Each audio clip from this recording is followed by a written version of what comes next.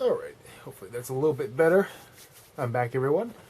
I was looking at the video that I uploaded before. I didn't realize the light that I had was so close and that was just blinding half my face.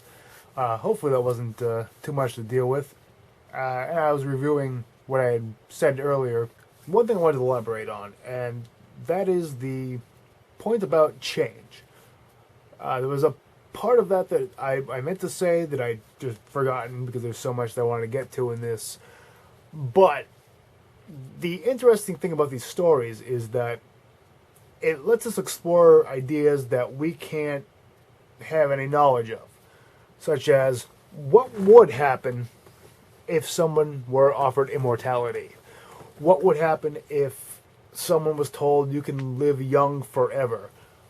You can see what's going to come in for humanity beyond your time. How would someone react to that? Because people, they are products of their own time. And when you take them out of that time and you put them into another time period, it doesn't always work. We think some people could exist from the past, could exist in our time. But a lot of times we, look at people, some old people, if you will, not to be ageist or anything, but, there are some people whose values when they were younger were the values of the dominant culture that are now things that we in society now shun.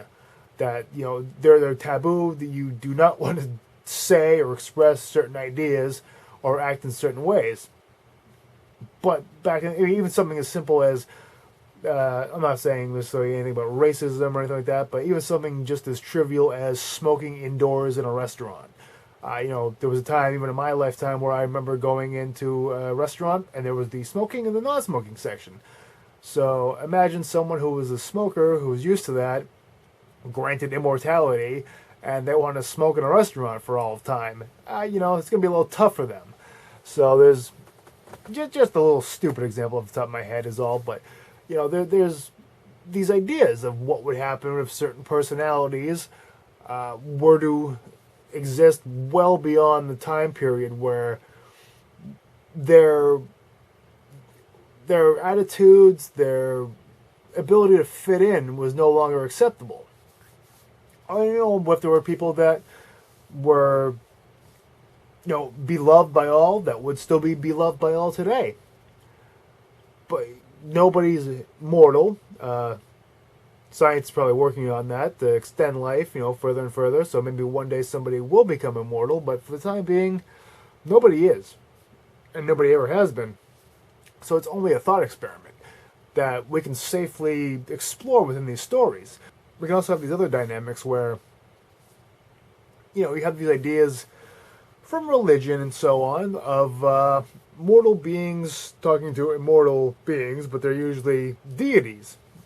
They, beings with all the answers, or they have the ability to alter somebody's life positively or negatively, bless them, curse them, so on and so forth. But what if a mortal being was talking to an immortal being who was just like them? They had the same limitations as them. They could only know things the same way they would know things. They might have a little more knowledge of things just by being around a little longer, but generally the way of collecting knowledge, of having to live day-to-day life, wouldn't be that much different from most people. Even in the supernatural form with the Batial, like I said, it's still a spirit, but once it's inhabiting a human body, one would assume that it would be limited to the same things that human beings limited to. They wouldn't have, access to supernatural knowledge. They would be stuck within the human world, and what would that be like? So there's all sorts of ideas that we get to safely explore and play with and build upon, and just as a way of looking at how things could be, and also just for fun. That's the great thing about these stories is they're always being really inventive and playing with things and ideas. Whether it's gore or romance or whatever it is, science in later stories. it's just the fun of it a lot of times. But, there have been some serious stuff too. And some of that I'm going to address in this video. Oh, it's in this part of this video. So where I left off was with the Bathiels. And again, hopefully I'm saying that word right. But I want to move on from there. Because in these proto-vampires, you've got the Bathiel. But like I said, they're reanimated corpses by spirits. But, it could be any old spirit. But then you get to medieval times. And we come across beings that are called revenants. Now, revenants are kind of similar to Bathiels, but they're a step closer to what we think of as vampires. They're defined as either visible ghosts or animated corpses returned from the grave to terrorize the living, which is a great definition. I mean, come on. It just says that's specifically their purpose is to come back from the dead and make somebody's life a living hell. I mean, that's just awesome. I'm sorry, but it just is. Like I said, not quite a vampire, but something in between the Bathiel and the vampire. And I wouldn't say a zombie because people might just automatically assume, oh, I'm defining a zombie. I would say if you've ever seen or read Stephen King's Pet Sematary, it's something closer to that, where it's the same person, but they've come back wrong. They can still talk, they can still interact. It's not like zombies where they just attack and eat your brain. But they're not exactly bloodsuckers either. So they're kind of something in between. Now, in the 12th century, there was a man by the name of William of... Now, I've got two things here. Either, because I don't know if it was the old and then the modern day version of it. But William of Newburgh or Newbury. Most of the stuff I came across says Newbura. I'm terrible with words, and I apologize. But he was an English historian in medieval times. He was famous for writing was translated as the History of English Affairs. And what this was a collection of the history of England up to that point. And luckily for our purposes here today, he wrote down a lot of local legends and myths. And amongst those were the stories of revenants.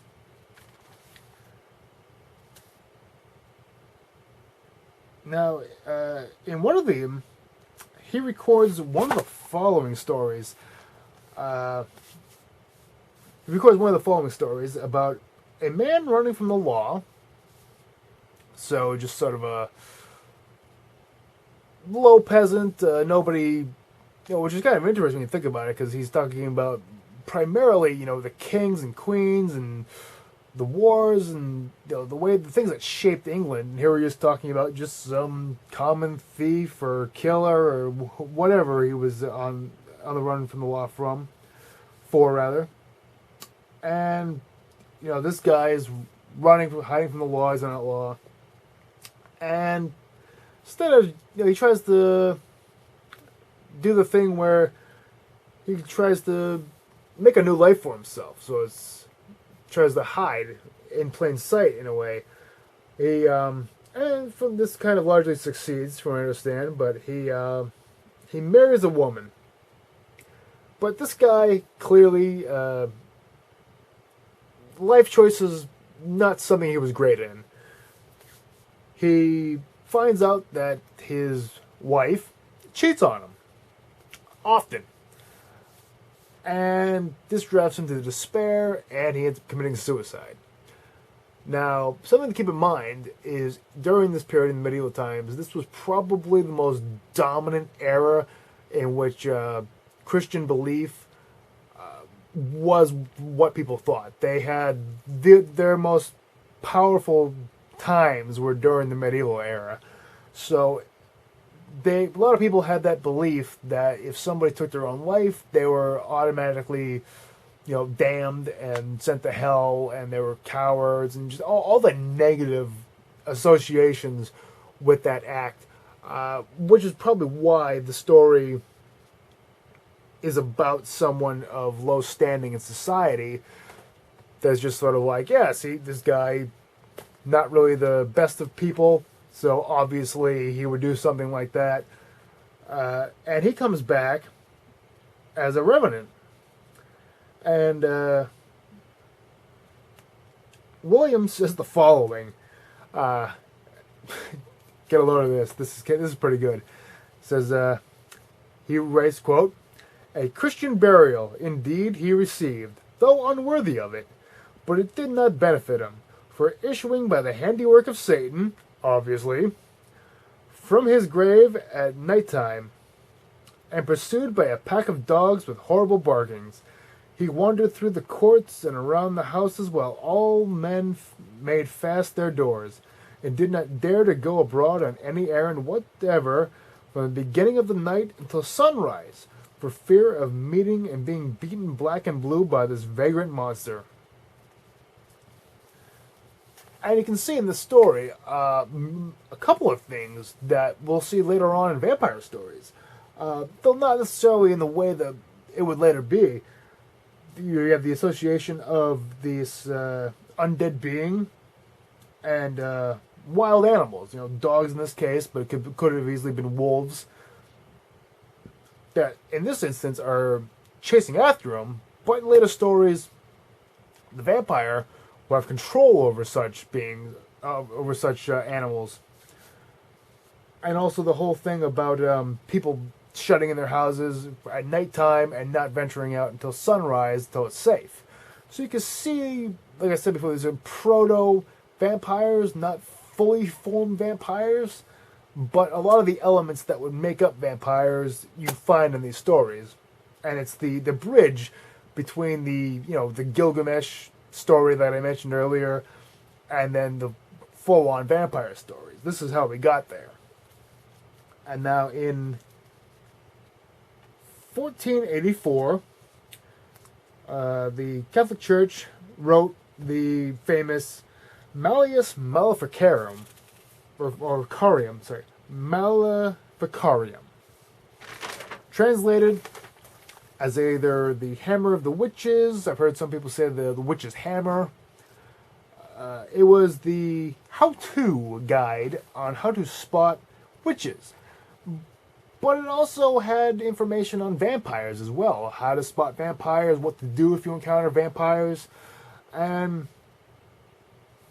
this is still a part of the medieval time. From, William's time to this time was where the idea of things like crosses, holy water, garlic even, just a lot of, certain plants, just things that you find in vampire movies later on as things that they're adverse to, that you show the vampire a cross, he's all, and, runs away in terror.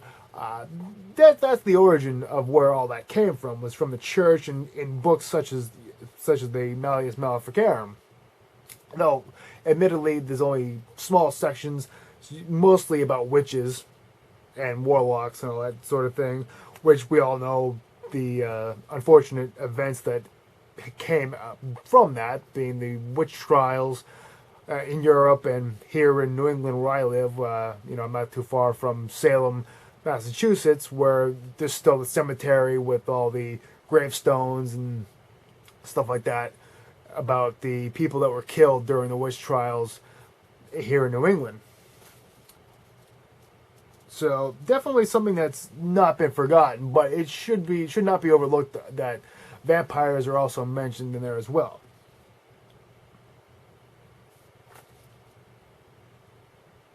Now, before I get into vampire stories proper, there are some real life people that I have to be mentioned, that their influence on vampire stories indirectly, I mean, they didn't deliberately try to make an impact on vampire stories, but just they're legends.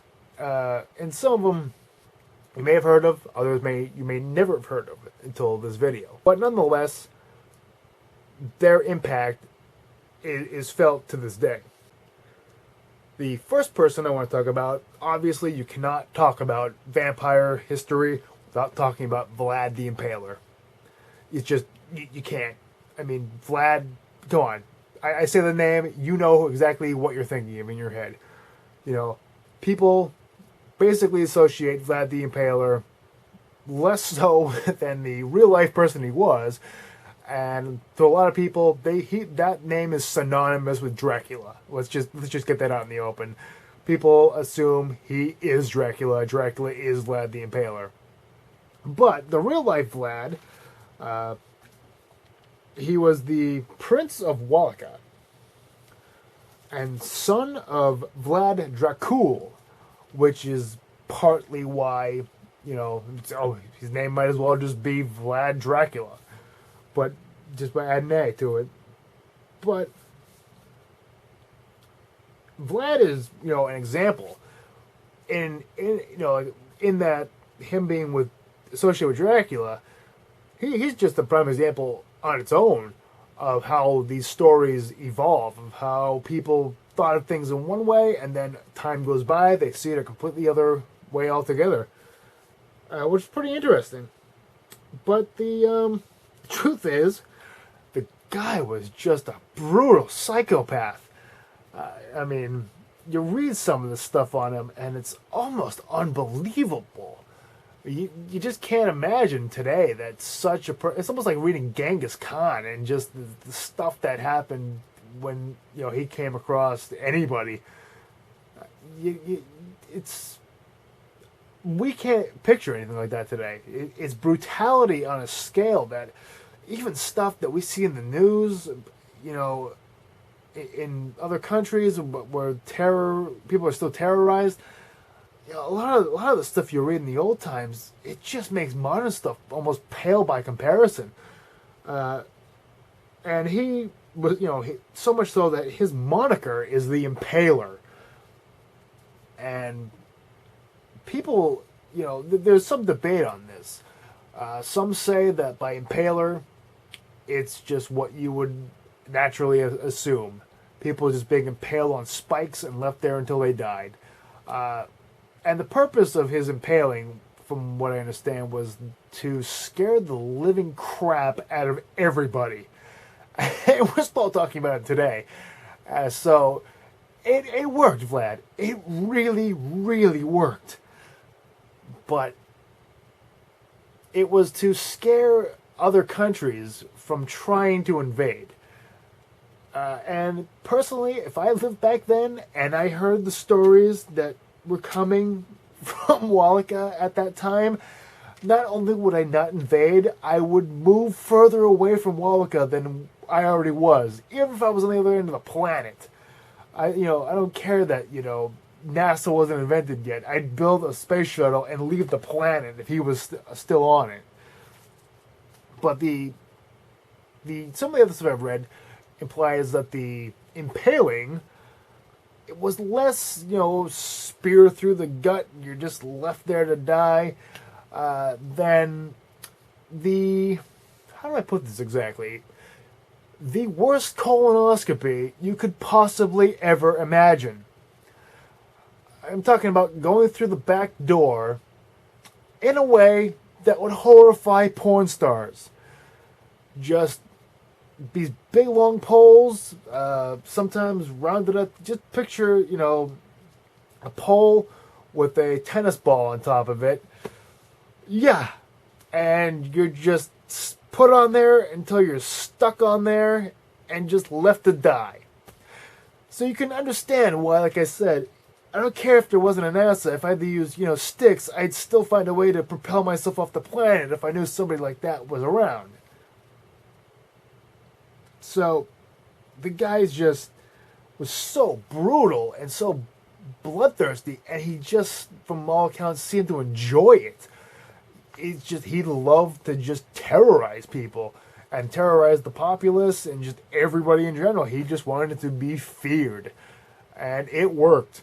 So much so that, when you think of pure evil, whether it's in fiction or, reality or through history, his name definitely comes up, and it bleeds over, no pun intended, into vampire mythology. Because when you think of Dracula and the past that guy must have had, Vlad is what you imagine his past would have been. Next on the list, Elizabeth Bathory, aka Countess Bathory. Countess Bathory is equally as terrifying as Vlad. Let's just get that out of the way as well. This woman, I might even say, in some respects, she is scarier than Vlad. Maybe not as violent per se, and maybe her intention she wasn't the type of person that wanted to scare everybody around her, but she's not a woman I would ever want to meet. Or if there's a woman out there that's anything remotely like her, I do not want to meet you. I'm just going to say that right now. Because holy crap. Or just like, you wait till you hear this. You've never heard the story of her before. Because you're just going to go like, oh my god, a person like that existed? Yes, a person like this existed. And it is unbelievable. She was a countess, so she was highborn. She lived in a castle, the whole 9 yards. The lord of the land where she lived. And she is one of those people that is also a good example of why vampire stories are a good place to explore ideas. Because she is the kind of person who could not accept change. She could not accept that she was going to grow old. She could not accept that one day she was going to die. She couldn't accept it. I mean, she probably intellectually knew it, but in her heart, she just couldn't handle it.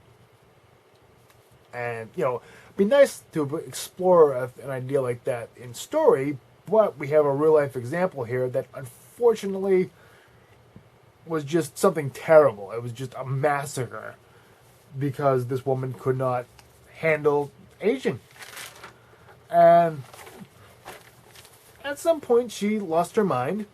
Some people say it's because she saw an execution when she was young, of a peasant person, somebody that wasn't highborn, and this just gave her the idea that anybody that wasn't at her level was